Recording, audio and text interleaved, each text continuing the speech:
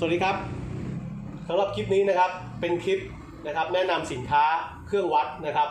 ตัวเครื่องวัดตัวนี้นะครับสามารถที่จะเป็นเครื่องวัดในเรื่องของตัวดาวเทียมนะครับแล้วก็เคเบิลนะครับแล้วก็รวมถึงเรื่องของเสาอากาศในระบบดิจิตอลนะครับสามารถวัดได้แต่วันนี้นะครับเราจะมาโชว์ฟังก์ชันเรื่องของการวัดกล้องวงจรปิดนะครับความสามารถของเขานะครับเป็นระบบอัตโนมัติที่สามารถวัดกล้องวงจรปิดได้ในระบบ 3-4 ระบบด้วยกันนะครับตั้งแต่ระบบอนาล็อกธรรมดานะครับอนาล็อก HD ที่เป็น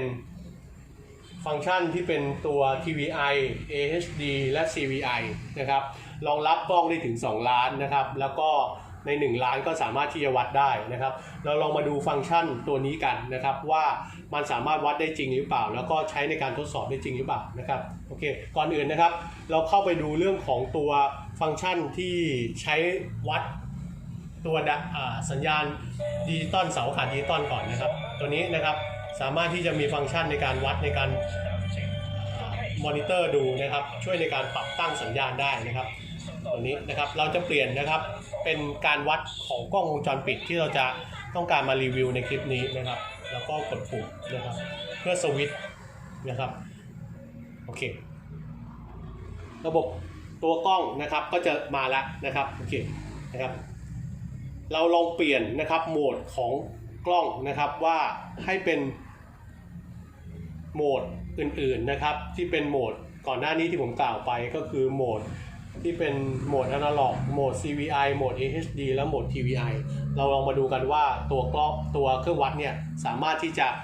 ใช้งานได้หรือไม่นะครับโอเคกล้องรุ่นนี้วิธีการเปลี่ยนโหมดก็คือการกดสวิตช์นะครับผมจะลองเปลี่ยนโหมดของกล้องนะครับให้เป็นระบบ Analog HD อื่นๆนะครับโอเคแล้วลองดูที่ตัวเครื่องวัดนะครับเครื่องวัดนะครับจะอัตโนมัติ detect นะครับว่าเป็นโหมด AHD นะครับความละเอียด 1080p นะครับโดยอัตโนมัตินะครับเราไม่ต้องไปยุ่งกับตัวเครื่องวัดใดๆทั้งสิ้นนะครับถัดไปผมจะเปลี่ยนโหมดนะครับเป็นโหมดของ CVI นะครับก็คือกดที่ปุ่มนะครับโอเคเปลี่ยนโหมดแล้วนะครับไปดูที่หน้าจอก็จะนะครับเปลี่ยนฟังก์ชันการรับเป็นระบบ CVI ขึ้นมาอัตโนมัตินะครับโอเคนะครับภาพที่ได้นะครับถัดไปผมจะเปลี่ยนอีกโหมดหนึ่งนะครับเป็นโหมดที่เป็นอนาล็อกนะครับซึ่งเป็นระบบกล้องดั้งเดิมเลยนะครับโอเคนะครับสังเกตดูที่ตัวมอนิเตอร์นะครับแล้วก็จะเห็นว่าเป็นระบบพาวซึ่งเป็นอนาล็อกภาพก็ความคมชัดก็จะน้อยลงนิดนึงนะครับดรอปลงนะครับโอเคสุดท้ายผมจะเปลี่ยนเป็นระบบ TVI นะครับ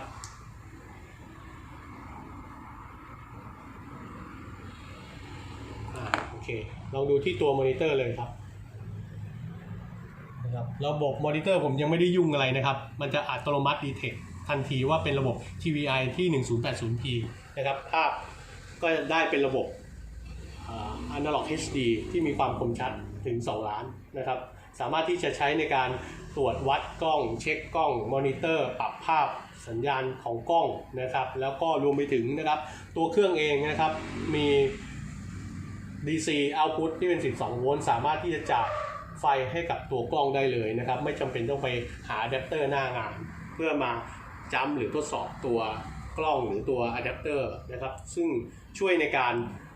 ลดเรื่องของการเซอร์วิสแมนเทนแนนซ์นะครับในเรื่องของกล้องท้ายสุดก็หากท่านใดสนใจนะครับเรื่องของสินค้าตัวเครื่องวัดตัวนี้นะครับก็ติดต่อได้ตามหลังคลิปนี้นะครับแล้วก็สอบถามข้อมูลได้เพิ่มเติมรายละเอียดได้เลยครับขอบคุณครับ